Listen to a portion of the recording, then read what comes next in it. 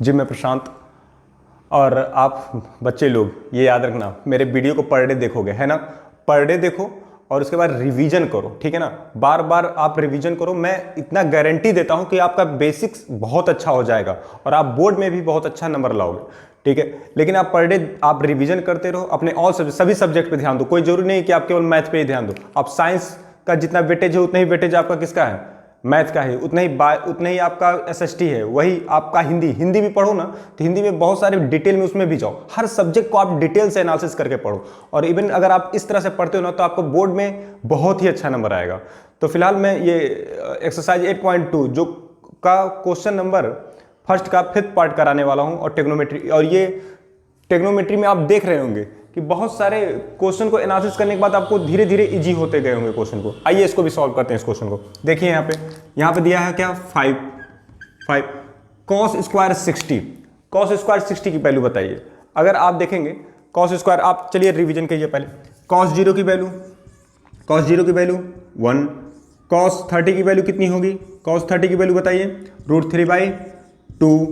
Cos 45 की value, cos 45 की value कितना होता है बताइए, कॉस 45 की वैल्यू कितनी होगी, 1/√2, ठीक है। कॉस 60 की वैल्यू कितनी होगी बताइए, ये हो जाएगा 1/2। कॉस 90 की वैल्यू ये भी बताइए कितना हो जाएगा, 0। अब याद रखिए, अगर मैं ये 0 डिग्री है तो साइन में इसका कॉम्प्लीमेंट्री क्या होगा बताइए। अगर ये 0 डिग्री है तो इसका कॉम्प्लीमेंट्री 90 डिग्री होगा। 0 डिग्री का कॉम्प्लीमेंट्री क्या होगा, 90 डिग्री। यानी अगर मैं यहाँ पे साइन लिखूं, साइन 90 की वैल्यू भी देखिए कितना आएगा, 1 आएगा। 30 का कॉम्प्लीमेंट्री 60, यानी साइन 60 की भी वैल्यू ये भी रहेगी। साइन 60 की वैल्यू कितनी होगी, √3/2। कॉस 45 इसका कॉम्प्लीमेंट्री कितना है, 45, यानी साइन 45 की वैल्यू कितनी होगी, 1/√2।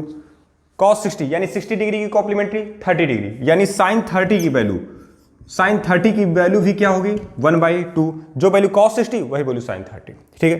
कॉस 90 की वैल्यू 0, तो इसका कॉम्प्लीमेंट्री कितना होगा, 0 डिग्री, यानी यहाँ पे साइन 0। देखिए अगर आपको कॉस याद है तो इस तरह से आप साइन को भी निकाल सकते हैं। इवन आपको साइन पता है तो कॉस भी आपको पता होगा। अब देखिए इस क्वेश्चन में, देखिए यहाँ पे हो गया 5 कॉस स्क्वायर 60। अगर कॉस स्क्वायर 60 की वैल्यू बताइए तो बताइए कॉस 60 की वैल्यू कितनी है, 1/2। तो यहाँ पे आप लिख दें कॉस स्क्वायर 60, तो यहाँ पे क्या हो जाएगा, 1/2 का whole square plus sec square 30। अगर आप सेक देखें किसका रेसिप्रोकल है, सेक कॉस का रेसिप्रोकल है, ठीक है ना। सेक किसका रेसिप्रोकल है, कॉस का। तो यहाँ पे किसका निकालना, cos 30। तो हम सबसे पहले सेक 30, अब हमको देखना पड़ेगा cos 30। cos 30 की वैल्यू कितना है, √3/2 है। देखिए cos 30 की वैल्यू कितना है, √3/2। तो मुझे सेक 30 अगर कोई पूछता है तो कितना हो जाएगा, 2/√3 हो जाएगा। तो यहाँ पे हम क्या रखेंगे, 2/√3 का होल स्क्वायर, ठीक है। अब देखिए यहाँ पे माइनस 1045। अगर आपको 1045 की वैल्यू जानना है तो बताइए कितना होगा, 1045 की वैल्यू कितनी होती है, 1 होती है। कितनी होती है, 1 होती है। देखिए इस तरह से आपने सारी वैल्यू पता हो गया आपको, ठीक है ना। ठीक है, डिवाइड में साइन 30। अब बताइए साइन 30 की वैल्यू कितना होगा, 1/2 का होल स्क्वायर प्लस cos 30 की वैल्यू बताइए कितना होगा। cos 30 की वैल्यू कितना हो जाएगा बताइए, √3/2 का, यहाँ पे स्क्वायर है तो यहाँ पे क्या लग जाएगा, स्क्वायर लग जाएगा। आइए अब देखिए, अब यहाँ से इस क्वेश्चन को सिंप्लीफाई करना बहुत ही इंपॉर्टेंट है। अब अगर सिंप्लीफाई, अगर आपका बेस अच्छा नहीं होगा, आपको एलसीएम नहीं आता होगा, क्रॉस मल्टीप्लीकेशन नहीं होगा, तो ये सिंप्लीफाई आपसे नहीं होगा। आइए सीखते हैं इसको। यहाँ देखिए 5 और यहाँ पे 1/2 का स्क्वायर कितना होगा, 1/4, ठीक है। प्लस यहाँ पे देखिए क्या है, 4, 2/3। तो 2 का देखिए 2/3 का कितना होगा, 4/3। अब देखिए 2/√3 है, इसका स्क्वायर कितना होगा, तो ये हो जाएगा, देखिए 2 का भी स्क्वायर होगा और √3 का भी स्क्वायर होगा। तो यहाँ से √2 से रूट हट जाएगा तो कितना हो जाएगा, 2 2 जा 4 और यहाँ पे कितना आ जाएगा, 3 आ जाएगा, 4/3। देखिए मैंने रख दिया। अब यहाँ पे देखिए क्या होगा, -1, ठीक है। डिवाइड में क्या है आपका, देखिए 1/2 का स्क्वायर क्या होगा, 1/4, ठीक है। प्लस अगर आपको दिक्कत है कि कैसे आया 1/2 का स्क्वायर कितना, होल स्क्वायर कितना, 1/4। तो देखिए यहाँ पे 1/2 है इसका स्क्वायर, तो यहाँ पे क्या होगा, 1 का ये 1/2 इंटू 1/2, ये 2 टाइम्स है ना, तो 1 1 जा 1, 2 2 जा 4। तो तो इस तरह से 1 डिवाइड बाई कितना हो जाएगा, 4 हो जाएगा। देखिए 1/4 प्लस √3/2। अब देखिए √3 डिवाइड बाई 2 का होल स्क्वायर निकालना है, तो आप ऐसे कर लो √3 divide by 2 into √3 divide by 2। √3 कितना होता है 3, 2 2 जा कितना हो जाएगा 4 हो जाएगा, तो 3/4 यानी इसकी वैल्यू सॉल्व करने पे कितना आएगा हमको 3/4। ठीक है, अब देखिए इसको, अगर देखें यहाँ पे 4 है, देखिए इसको थोड़ा सा और सिंप्लीफाई कर लीजिए।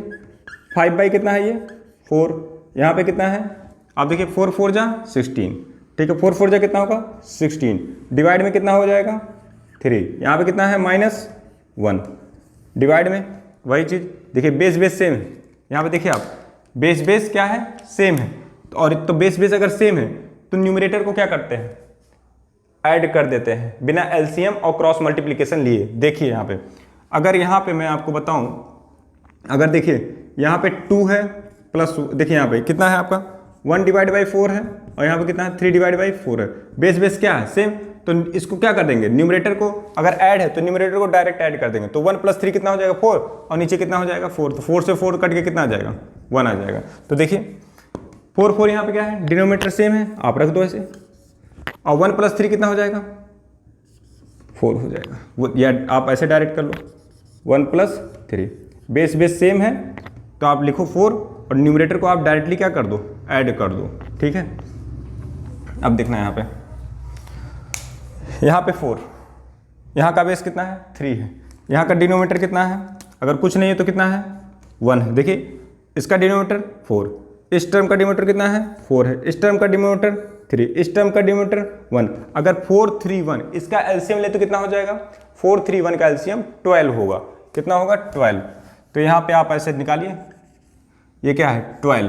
ठीक है, मैंने किसका बताया 4 3 और 1 का एलसीएम कितना बता दिया आपको 12 बता दिया। देखिए मैंने क्या बताया एलसीएम किसको बताया, जो आपका एलसीएम है यहाँ पे एलसीएम किसका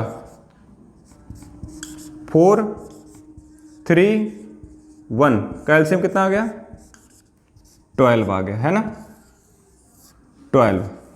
अब देखिए आप यहाँ पे 12 रखना, अब देखना अब इस टर्म को पहले सॉल्व करो, अब टर्म बाई 5/4 इसका डिनोमिनेटर कितना है 4 है।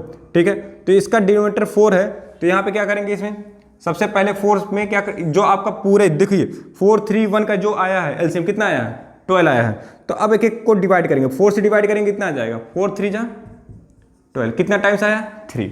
ठीक है, अब 3 का मल्टीप्लाइड हम किस में कर देंगे 3 का मल्टीप्लाइड हम 5 में कर देंगे, 3 का मल्टीप्लाइड किस में कर देंगे हम लोग 5 में कर देंगे। ठीक है ना, 3 का मल्टीप्लाइड किस में कर दिए 5 में, तो कितना आ जाएगा यहाँ पे बताइए 5 3 जा 15, 5 3 जा कितना हो जाएगा 15।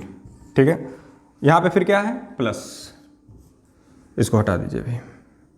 अब देखिए यहाँ पे डिनोमिनेटर कितना है 3, ठीक है, और एलसीएम कितना है आपका 12, एलसीएम कितना है आपका 4 3 1 का 12 है, यहाँ पे डिनोमिनेटर कितना है 3, तो आप पहले 3 से इसको क्या कर दीजिए डिवाइड कर दीजिए, 3 4 जा कितना हो गया 12। ठीक है, अब यहाँ पे 16 में किसे मल्टीप्लाइड करेंगे इस 4 से मल्टीप्लाइड करेंगे, तो कितना आ जाएगा 64। यहाँ पे देखिए यहाँ का डिनोमिनेटर कितना है 1 और एलसीएम कितना है 1, तो 1 से देखिए एलसीएम आपका 12 आया था, 4 3 1 का एलसीएम कितना है 12।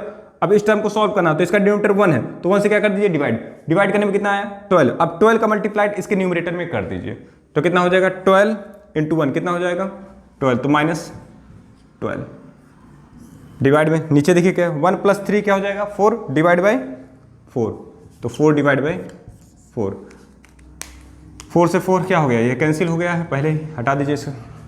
देखिए आइए इसको सॉल्व करते हैं, देखिए यहाँ पे 15 64, तो कितना हो जाएगा आपका। ठीक है, तो 15 64 और 12, तो 15 और 12 को पहले सब्ट्रैक्ट कर देते हैं, कितना आ जाएगा 3 आ जाएगा। ठीक है, और 3 इसमें ऐड कर देते हैं 64 में, तो कितना आ जाएगा 67। देखिए इनको आप सॉल्व करोगे इस पार्ट को, ठीक है ना, तो ये हो जाएगा देखिए 15 और 64 कितना हो जाएगा 79 हो जाएगा। ठीक है ना, 79 और 79 और -12 कितना हो जाएगा 67। ठीक है, और डिवाइड में क्या बचा है 12, यही आपका आंसर होगा, यही आपका क्या हो जाएगा आंसर हो जाएगा, इस क्वेश्चन का यही आंसर है। ठीक है, अब देखिए अगर इस क्वेश्चन को अगर आपको अच्छी तरीके से आ गया है तो देखिए मैंने क्या किया है इस क्वेश्चन में, मैंने सिर्फ और सिर्फ इस पोजीशन पे इसको सिर्फ सिंप्लीफाई किया है, इस पार्ट को मैंने क्या किया है, सिंप्लीफाई किया है। ठीक है, इस सिंप्लीफाई कैसे किया, फिर से आप एक बार रिपीट कर लीजिए। देखिए 5 का 5 हो गया, 1/2 का होल स्क्वायर कितना, 1/4 हो गया, प्लस 4 यहाँ पर रख दिया, 2√3 को सॉल्व किया कितना है, 4/3 आ गया, -1 यहाँ पर रख दिया। फिर मैंने क्या किया, 5 × 1 कितना हो जाएगा, 5 × 1 कितना हो जाएगा 5, 4 × 4 कितना हो जाएगा 16, और -1 है यहाँ पे -1 रख दिया। ठीक है ना, और इस तरह से मैंने क्या किया, यहाँ पे एलसीएम लगाया और एलसीएम लगा के इस क्वेश्चन को सिंप्लीफाई कर लिया। ठीक है फ्रेंड, बहुत ही अच्छी तरीके से मैंने इस क्वेश्चन को सॉल्व किया है। ठीक है ना, अगर आपको इसको में कोई भी डाउट आता है तो आप प्लीज़ कमेंट कीजिए और वहाँ से मेरे से डाउट को क्या कीजिए, फिर से पूछिए, मैं फिर से उस क्वेश्चन को सॉल्व करूंगा, या फिर से जो भी हो पाएगा मैं फिर से इसको रिपीट करूंगा और मैं आपको समझाने की कोशिश करूंगा। ठीक है, लेकिन आपको याद रखना एलसीएम, एचसीएफ, क्रॉस मल्टीप्लिकेशन, ठीक है, ये आना चाहिए। ठीक है, मैथ में, और तभी आपके लिए मैथ बहुत ईजी हो जाएगा। ठीक है, अगर आपको, ठीक है, आप मेरे इस चैनल को कंटिन्यू जुटे रहें, आप कंटिन्यू देखते रहिए और इसको आप अपने और फ्रेंड को शेयर कीजिए जो देख सकते हैं, और इसको लाइक कीजिए, सब्सक्राइब कीजिए और अपने फ्रेंड को शेयर कीजिए। Thank you.